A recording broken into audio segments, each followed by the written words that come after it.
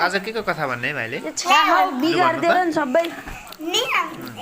एकादेशमा lion चाहिँ त्यो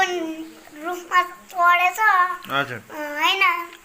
नि एकादेशमा चाहिँ लायन रुखमा चढेछ अनि लायन रुखमा चढ्दो रहेछ लायन रुखमा चढेछ अनि हजुर। त्यो रुखहरूले त अनि लडेछ लुक अनि लायनले बचाएछ रुखले ठेल्दैछ अनि लडाइदिएछ लुक अनि अनि लायनलाई चाहिँ बचाएछ बचाएछ केले बचाएछ लायनले अनि लायनले बचाएछ अनि लायनले बचाएछ टाइगरलाई टाइगरलाई ए अनि त्यस पछाडि अनि त्यस पछाडि भालु आएछ कि हजुर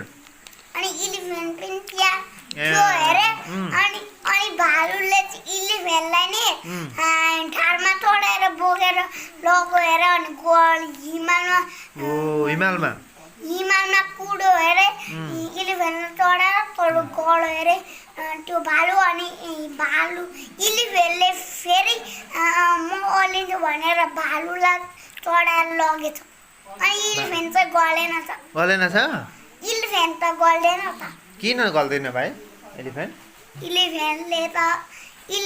त स्पिड कुद्छ गल्दैन त्यो